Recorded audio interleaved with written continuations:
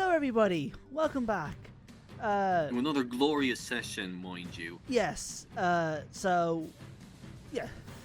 This So we guy are over defending... here is Kunagusis, yes. and I'm a lovely gentleman known as Ig. Yeah, shut up now. So, I've just been muting him there. So, we are defending against a Marian garrison sally in this session here of our Rome 2 DEI Seleukid campaign.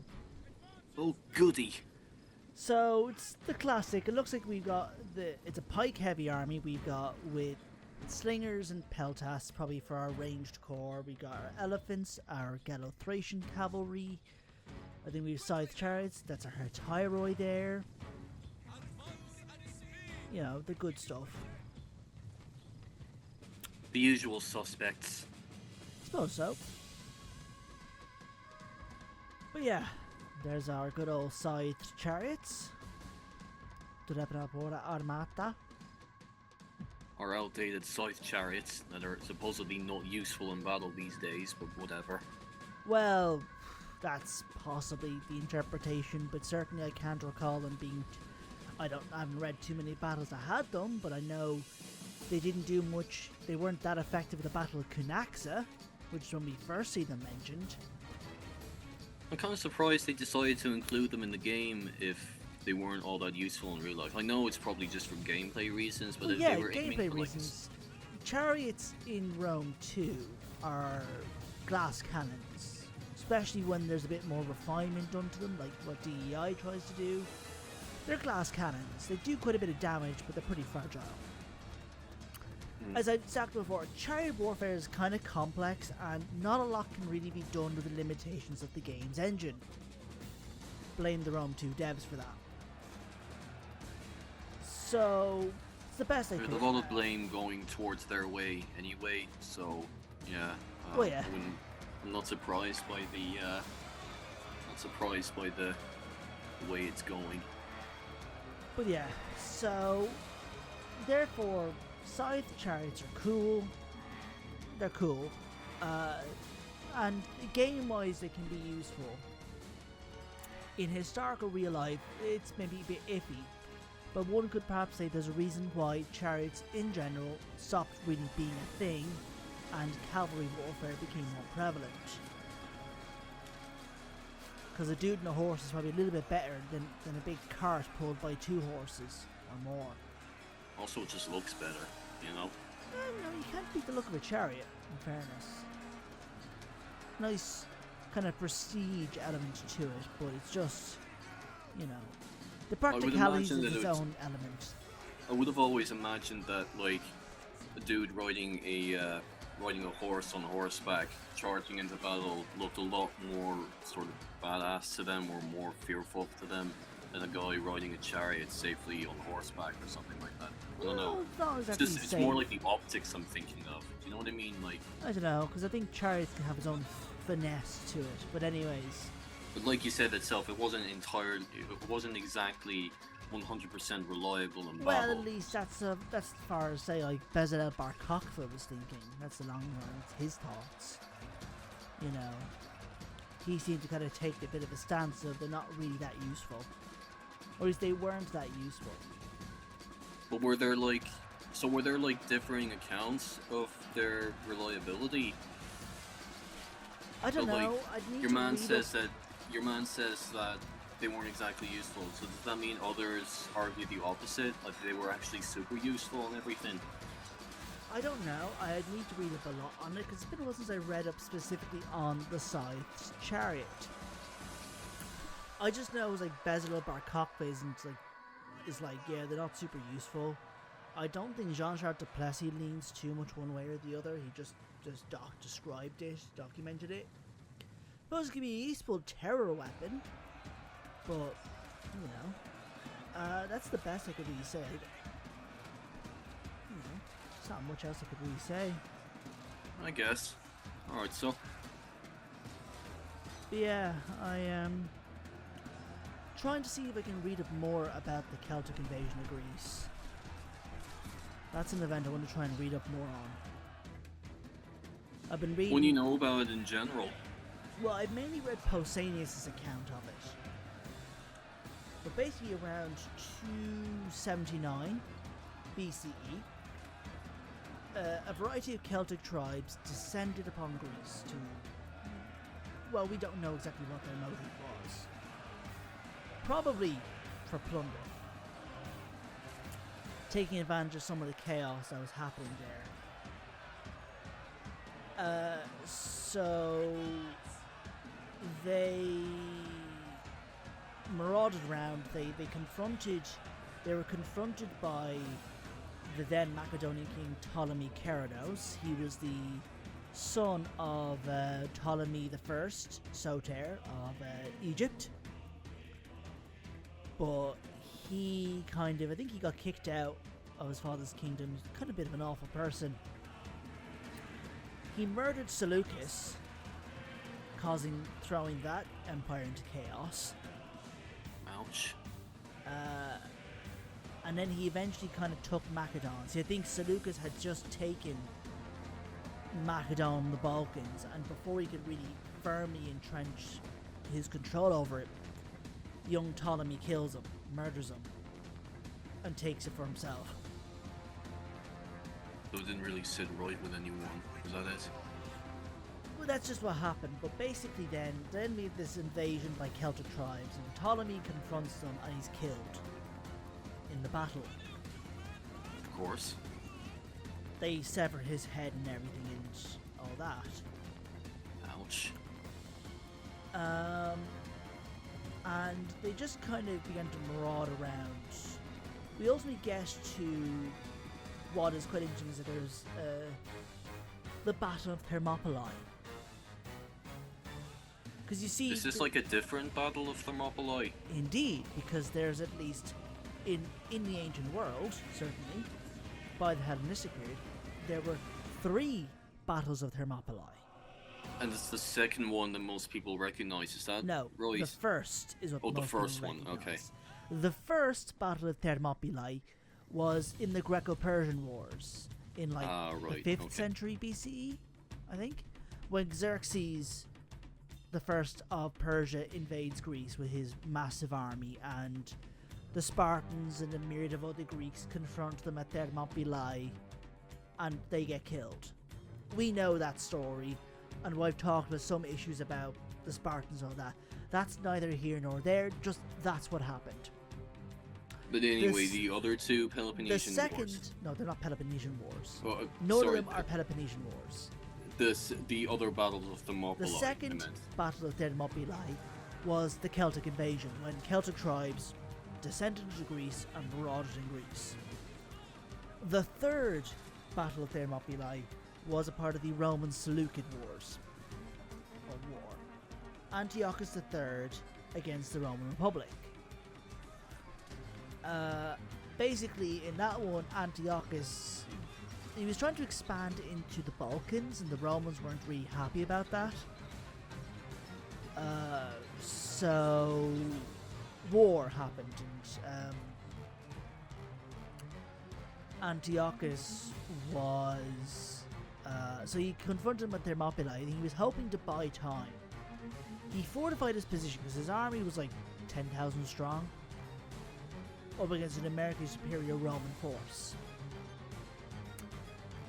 And I think Antiochus was backed by, I think it was the Aetolians. I always get confused between the Achaeans and the Aetolians, who was who. Because I think it was the Aetolians were with him, the Achaeans were against him. Because the Polybius, our source for a lot of this, was I think an Achaean, a member of the Achaean League. So... They were a reliable enough bunch.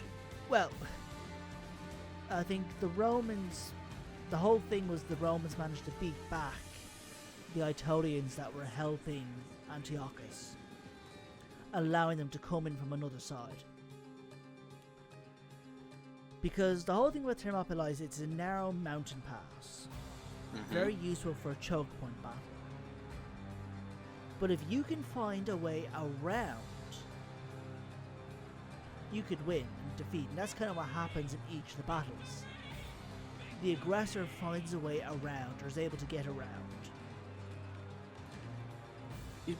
I'm actually kind of surprised that there would be an alternative way of winning, because like you imagine it being such a narrow passageway, you don't think there would be any other vantage points. There are other routes you can go around that area.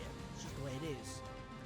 So they usually find some way of going around. The Persians find if they go around, a lot of the Greeks guarding it, they vanish to protect their homes.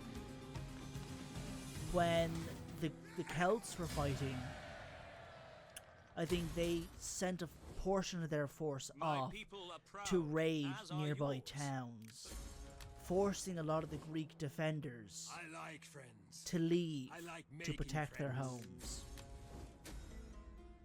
Meaning the main group there was more vulnerable.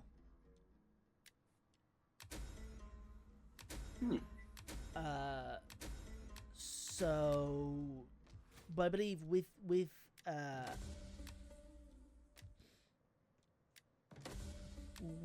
Thermopylae, the second Thermopylae, I think the Greeks largely just kind of they fled. They managed to get on boats, on ships, and just GTFO. Once they realized they weren't going to win. They were just completely overwhelmed. Because they were going to be hit from another side. Of course. In the third battle, Antiochus was beaten hard. The Romans were going through this other way, but they overwhelmed the defenders there. So Antiochus was beaten. This is before the Battle of Magnesia, which is the big battle that like Antiochus also loses to the Romans. It was Rome and Pergamon he was fighting. But yeah, and that's very string of unlucky defeats by Antiochus there. Yeah. So that's the thing, you go up against Rome, it's not always easy fighting Rome. Was Antiochus like a skilled warrior or anything like that? No, he was. He's called, so he's Antiochus the Third, but he's also called Antiochus the Great. He's not that great if he lost 2 battles in a row against like a pretty worthy opponent, you know. Well, so. He also lost early in his kingship. He also lost the Battle of Raphia, which I've spoken about. Very hard to maintain street cred with those kind of losses. Well, the thing is this: he's called the Great because he brought the Seleucids to the greatest territorial extent. He brought their borders to the greatest territorial extent. Yeah. He inherited what was basically a crumbling, fragmented mess of like an empire, and managed to make it pretty significantly large and stable. Which is, I suppose there is that. He was called the Great in his lifetime. You know, Alexander, I think, only didn't get called the Great till after he died. But you get the I sort of get the suspicion that he was named the Great because of like all these sorts of economical and cultural revolutions that well, no, because again, he was successful militarily, because the whole point of bringing the borders to the extent meant fighting, which is what he did, because he goes on an eastward expedition known as an anabasis, where he subjugates a lot of the eastern kingdoms and tribes. He's the king where we see cataphracts develop in the Seleucid army. It's in his reign that we get Seleucid cataphracts. Okay. That the Romans confront and have a hard time with. Well, at least I think they did quite a bit of damage, I believe, to the Roman when they charged, because the cataphracts had a pretty deadly charge.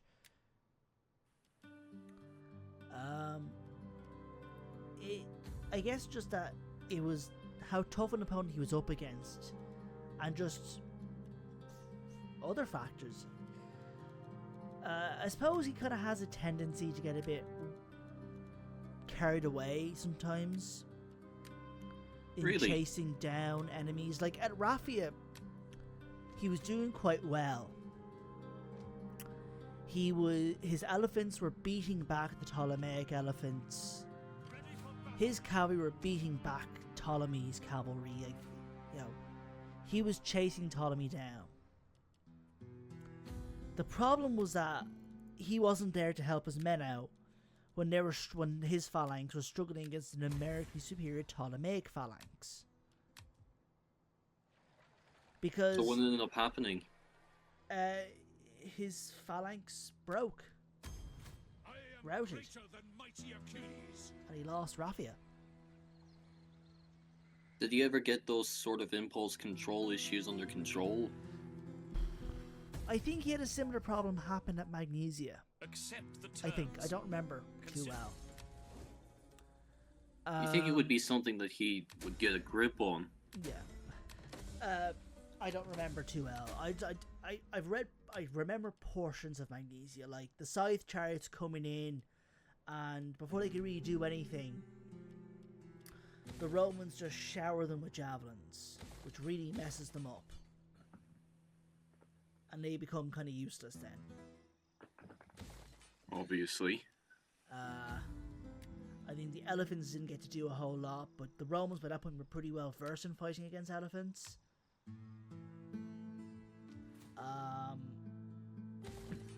And again, the Romans were also quite well versed against fighting against the phalanx. So they beat back his phalanx. Well, that's an impressive feat regardless. Because by that point the Romans had been fighting against Philip of Macedon, so they had been pummeling his forces at like kind of Scepali. They've had experience with these kinds of enemies before, so... Yeah, pretty much. They were used to fighting against war elephants because of Carthage. They were used to fighting against, and even Pyrrhus, I suppose, even was their first exposure to war elephants.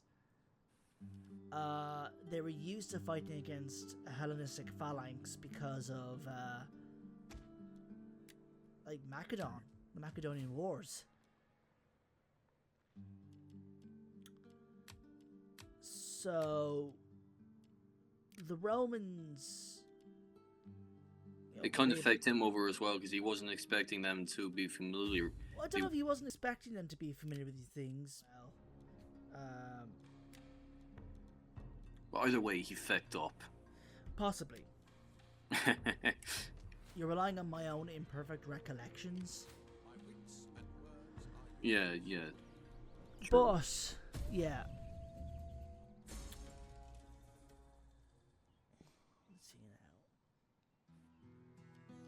Parthia attacking Alexandria Arcosia. Well, that's a pity, isn't it? My people do No not decline, like so I luxury. wanted to keep peaceful but relations with money is Parthia. needed. Yet another day we reject diplomacy. Oh, how have we descended into anarchy? We haven't.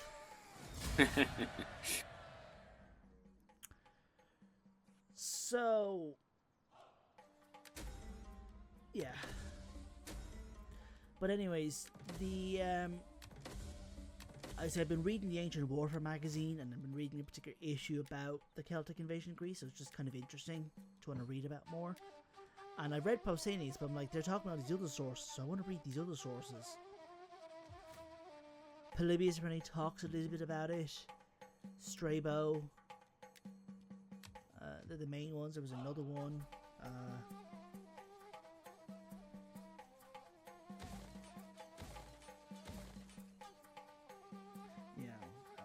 You see, we're upgrading a little bit of Freda there.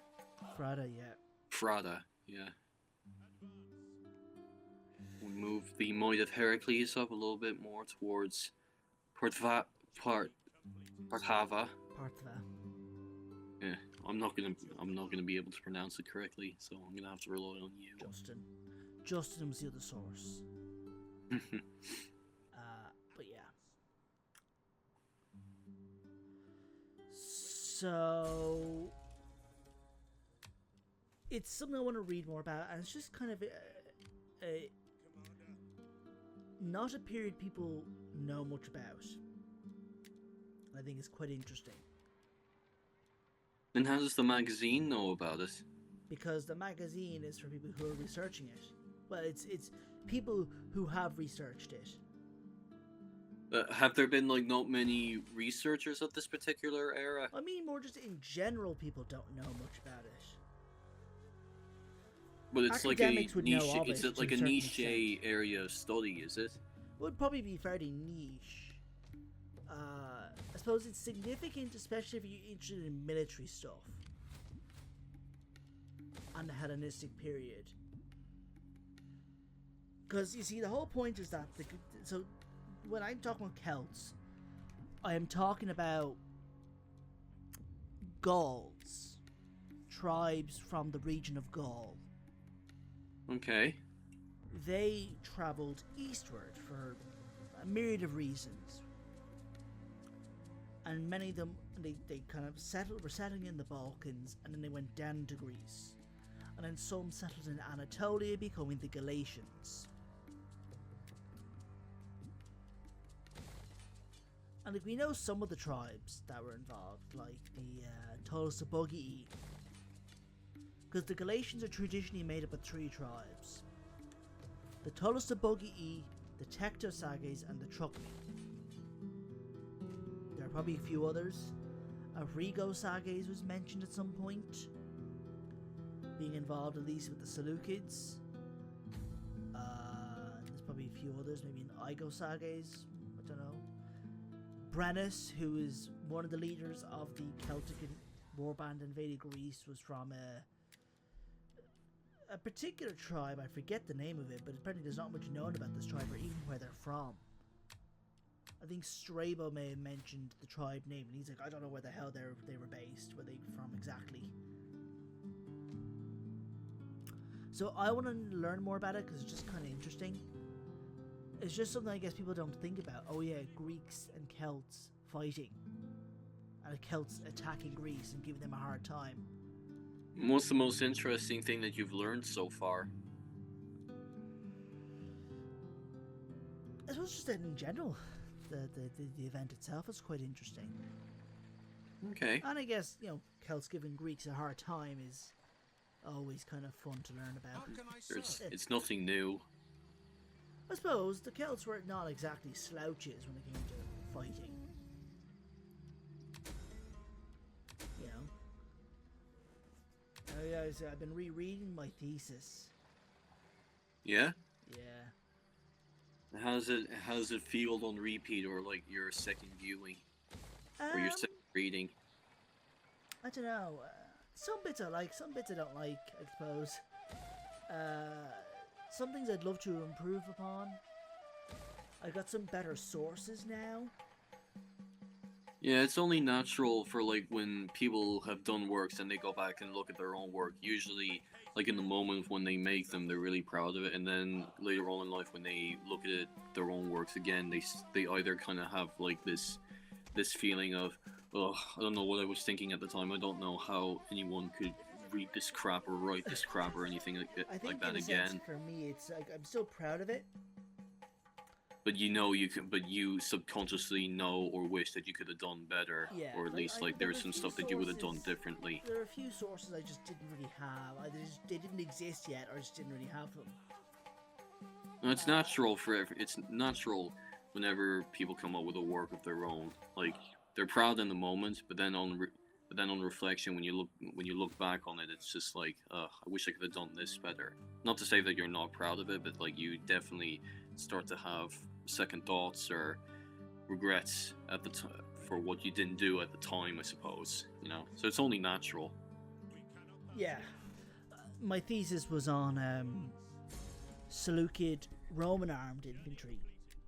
Basically the silver shield swordsmen that we will eventually see. Basically about them. And all of the nuances of it. I was largely relying on the works of Nick Secunda.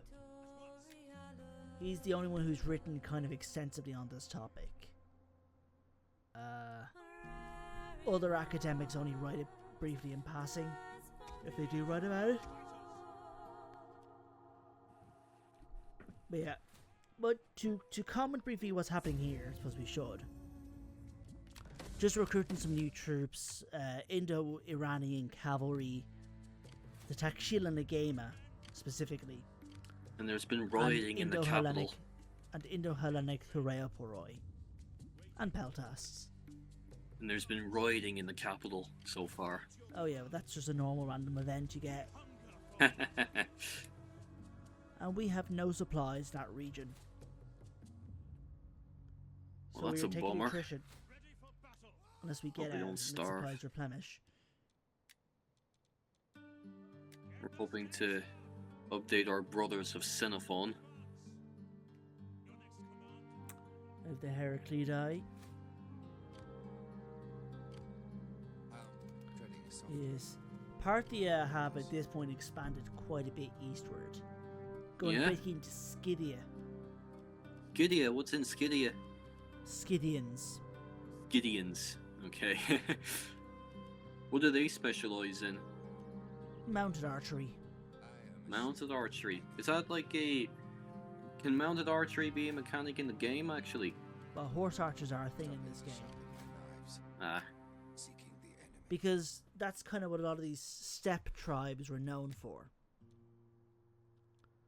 They were good with bows and good at riding. Thus, they tend to do good at both. Okay. The Huns, the Mongols, Scythians and other kind of nomadic types, Parthians. That's a thing they're known for. It's, I suppose, because when you're kind of a nomadic pastoralist, so like you're like relying on grazing animals as your main form of agriculture or kind of farming, and otherwise you're hunting, but you're traveling a lot on horseback. It would be, you'd need to know how to use a bow also to protect against predators. Of course. Hunting. But if you're also on horseback a lot, it's good to be able to do both skills at once. Mounted archery is a very specific skill set. A very specialized skill. Well, I would assume that would be the case because, like, it's a very tricky thing to pull off. Oh yeah, it would be. Because you have to be able to fire a bow whilst you're riding around on horseback. So not. You'd have to have the aim of You'd have to have the aim of Legolas or Daryl Dixon or whatever. Well, I suppose just have enough years doing it, training, and keep practicing it. And that's when it's part of your daily life and culture. That makes sense. The Byzantines, I think, tried to develop their own horse archers rather than just relying a lot on Federate allies and stuff. But they wouldn't have been as good as those Hunnic or nomadic horse archers. Even if, they wouldn't have been as good as them because they wouldn't have been as well drilled in it. Wouldn't be as baked into them. Yeah. So we declare war on Parthia to do a bit of focusing on what's happening here. We're up against a Parthian army. The army itself is not that powerful. Really? Do tell. It mostly has a bunch of like Parthian spearmen, or simple levies. Their archers are decent enough with some slingers. It's a decent enough ranged force. The general has his kind of heavy horse archer bodyguard. They have at least 2 units of horse archers, I think, otherwise. And they have their Parni nobles, which is their like proto-cataphracts. So yeah, it's not a very powerful army. It could be much more powerful. That shouldn't be too much of an issue for us then. Not really, I'd say. Well, judging by the pre session stats, they seem to have a decent defense lined up. so it might be somewhat of an even match for us. The balance part was pretty even, so yeah, we'll have to see how it works out.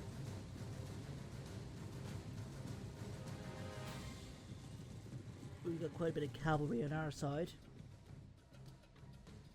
So how much more further east are we hoping to expand towards, actually? Well, my hope was to kind of get the east subjugated. Largely leave the Scythians alone, just get the Parthians and Marians and all them under my control, and then go westward. Why do we want to leave the Scythians out? Just because they're a pain in the hole to fight.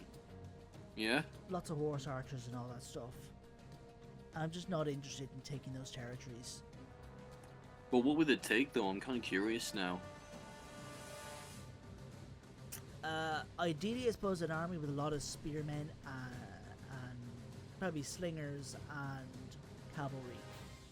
It's just like something you don't feel you can invest the resources Just not into really just bothered. right now. I just not bothered, not really interested. I don't see much to gain from those regions. I suppose. So instead, I just want. Now I'm kind of forced to go near those territories because of Parthia. Obviously. But yeah. Here's the Parni nobles. They will become Parthian cataphracts, but they are not yet cataphracts. They will in due time. And that's the Parni bodyguard, a horse archer unit. You got some of the light axemen and stuff. Then they have a unit of camel archers, mercenary camel archers. Would they have the same kind of elephants further eastwards, or would they have different ones? Maria is as east you would go for war elephants. Yeah? And they're just Indian, Asian elephants.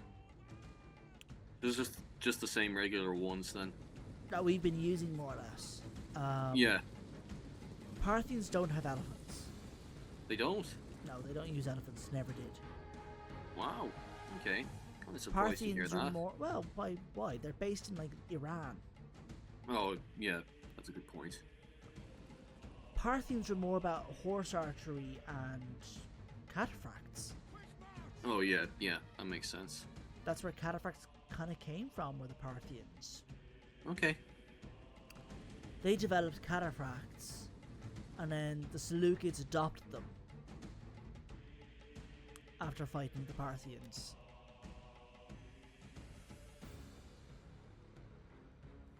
So, Oh, we're spurting out now. yeah, trying to get my slingers up so they can start shooting. Even just provoke the AI into coming at us.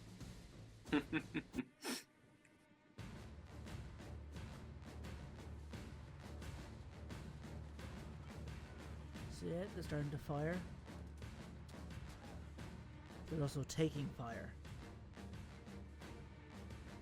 Really? Because I don't see any returning fire. Well, the marked is taking fire. It's probably from the enemy slingers. It's very hard to tell on my end. You have better eyesight than me. Well, it's also partly down to that you're looking at a smaller version of the screen. What exactly are they slinging there? Clay projectiles, maybe lead bullets. Probably just clay, hardened baked clay. Just from the way it looks, it more or less just looks as though they're slinging rocks or just like stuff out of thin air. I know that's not really the case, but that's just how it looks from my end. Oh, yeah.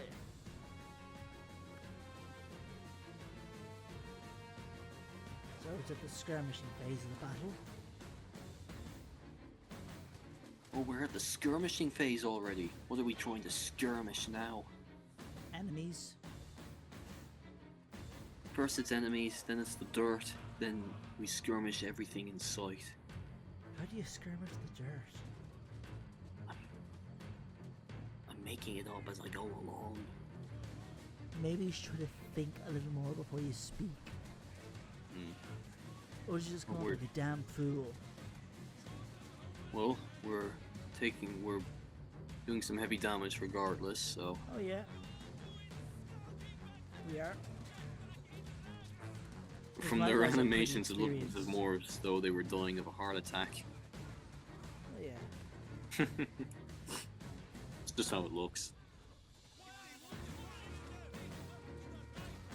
Oh, we might have pissed them off now. Their cavalry's moving out.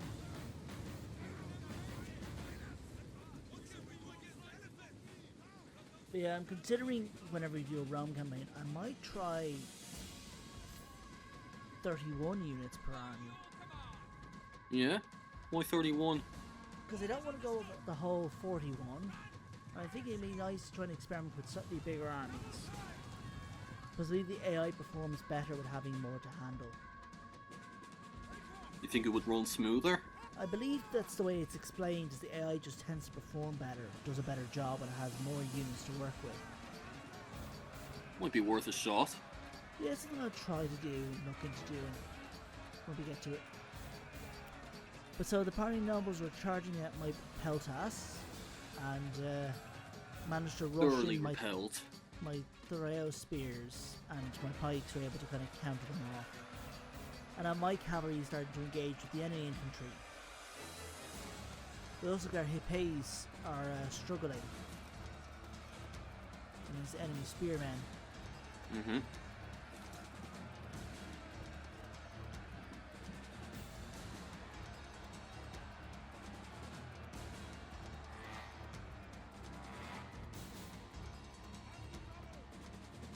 We're advancing forward. So on our left side, we've already started to engage the enemy infantry house. The Thoreo swords are fighting against our levy spearmen. And our Galatians are fighting against the spearmen. And they're backed by our Gallo-Thracian cavalry. That's handy. And my Agama are chasing down the enemy horse archers. Yeah, our Tarentines are coming in.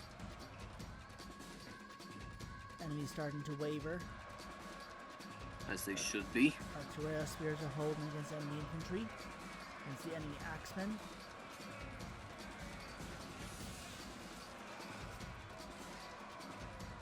And yes, the good old Thoreo forward. Where would we be without you?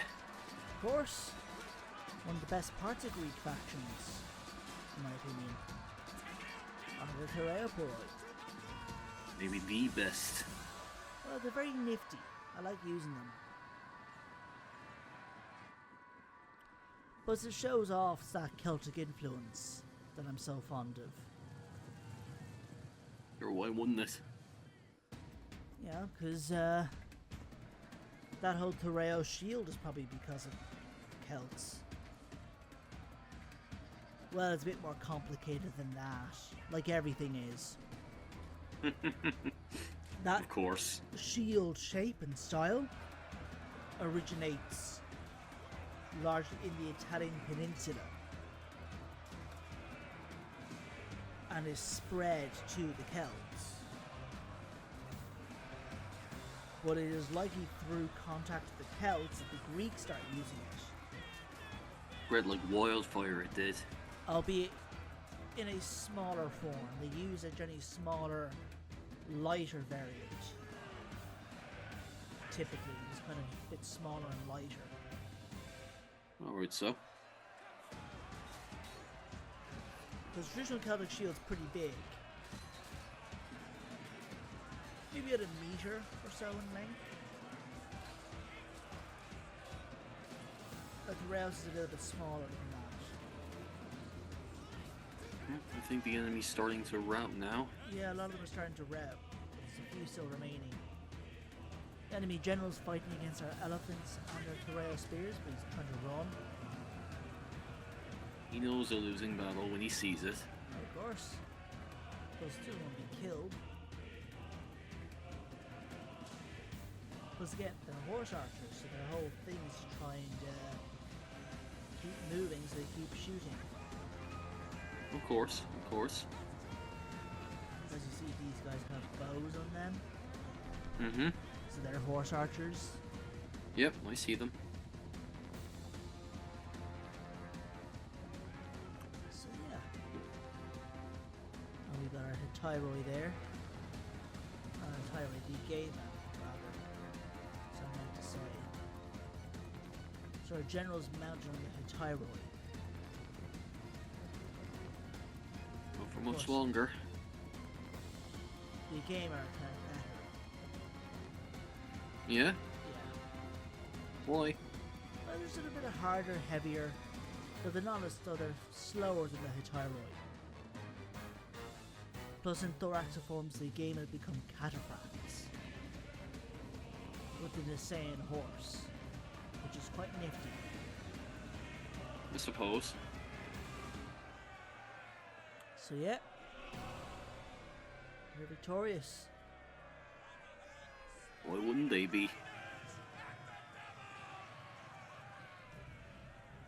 So we're cheering. TWR2 are just like basking in their glory there. TWR2, yeah.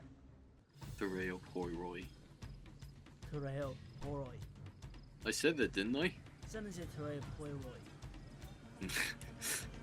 Knowing me, I probably did. TWR2. TWR2. Paw. Roy. Roy. TWR2. Yeah. Here we go. TWR bearers. Or, more straightforwardly, door bearers. Force. Highly effective at hiding troops. Wow, I didn't know that. Uh-huh. But yes, we are at the routing phase now, and we're picking off the enemy stragglers. Which is historically the stage of the battle where, like, I think that's where most casualties were. It's also the part of this. It's also the part of the battle when people start shitting themselves. Well, they probably did that beforehand. Yeah, but this is But like that's the stage where most casualties occur, is the routing phase. Mm. So typically in the actual fighting, you're probably only talking about a small portion of casualties. Most of it's happening when one side breaks. That's when people start panicking. Panicking, they start to run, they're being chased down, massacred, trampled, whatever. Bad reality. Yep. Or even just what happened at Cannae, Hmm. where Romans can't even run, they're just trapped. Ouch. So then someone's That's trying to rough. kill themselves before the Nasty. Carthaginians could get to them. I think so maybe the best way to- bury their heads in the sand, in the ground. Not the best way to go down, I have to admit. Nope. That's the thing that makes Cannae so deadly. Because they're all just boxed in and trapped. Mm. Out of an 80,000+ army, only like maybe 10,000 make it out alive. Jesus. Yeah. Against an army of like 50,000. Hmm. So yeah. But anyways, I suppose we'll have to leave it at that, because we're at the end. Yes, Hopefully indeed. this wasn't too long for you, but it was in part to make up with the fact that the last video did not have any battle replays in it. Yes, we wanted to give you double the trouble this time around to make up for that disappointing lack of interesting battle replays on our parts. But we hope you were satisfied regardless. Anyway, do remember to please leave a comment, like, and subscribe. And as usual, we will see you all when we see you all. Indeed. Thanks for watching. All the best now.